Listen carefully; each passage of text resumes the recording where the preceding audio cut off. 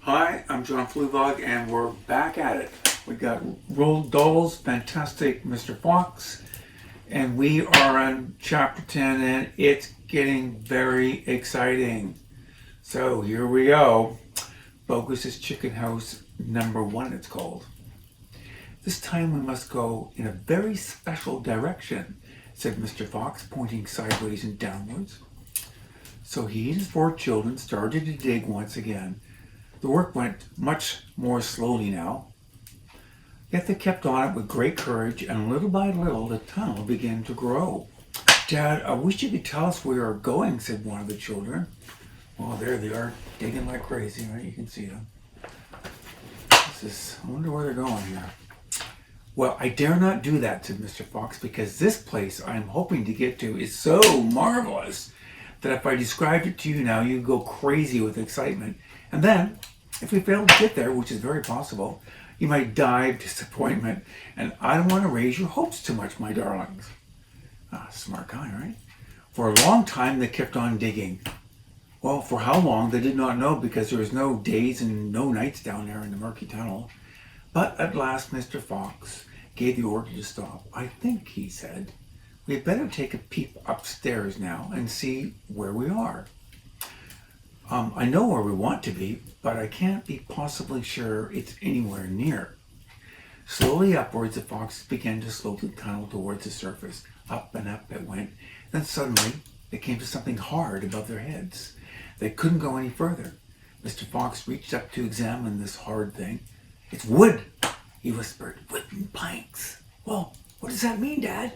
Well, it means, unless I'm very much mistaken, that we are right underneath somebody's house, whispered Mr. Fox. Be very quiet now while I take a peek. There they are. All right. Carefully, Mr. Fox began pushing up one of the floorboards. The board creaked most terribly, and they all got down, waiting for something awful to happen. Nothing did.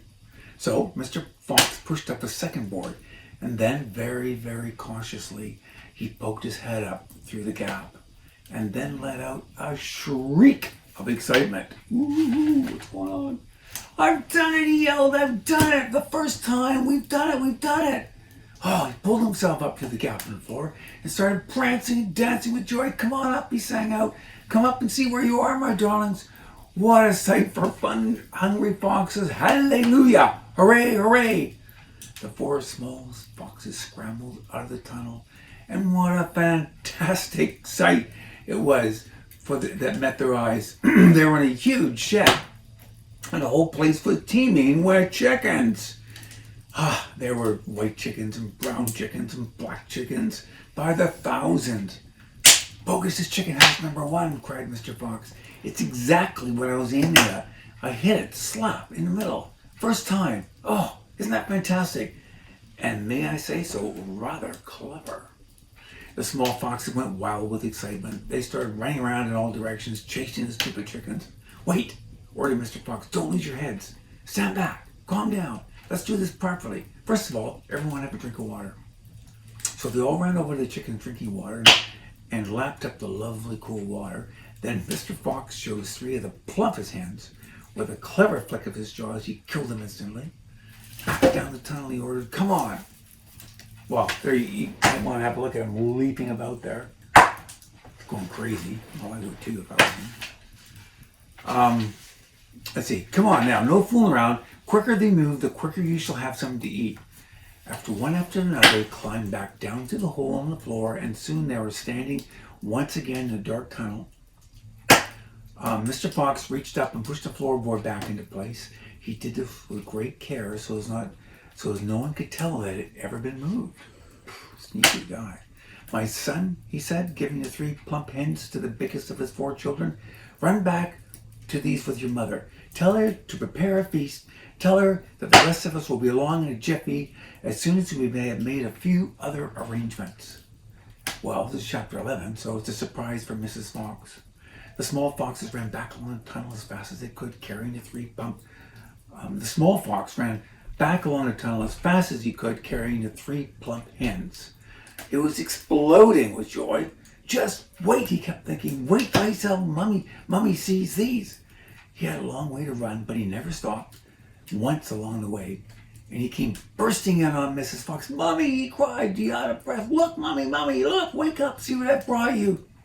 Mrs. Fox, who was weaker than ever now from the lack of food, opened one eye and looked at the hens. I'm dreaming, she murmured, and closed one eye again. You're not dreaming, Mummy. They're real chickens. We're saved. We're not going to starve. Mrs. Fox opened both eyes. Well, where on earth, she cried. Bogus is chicken house number 1, sputtered the small fox. We tunneled right up under the floor, and you've never seen so many big fat hens in all your life. And Dad has prepared a feast. He'll be back soon. The sight of food seemed to give her new strength to Mrs. Fox. A feast it shall be, she said, standing up. Oh, what a fantastic fox your father is. Hurry up, child. Start plucking the chickens. Far away down the tunnel, Mr. Fantastic Fox was saying, now for the next bit, my darlings. This one will be easy as pie. All we have to do is dig another tunnel from here to there. Where to, Dad? Don't ask so many questions. Start digging. And that is the end of chapter 11. Thanks for listening. See you later. Bye.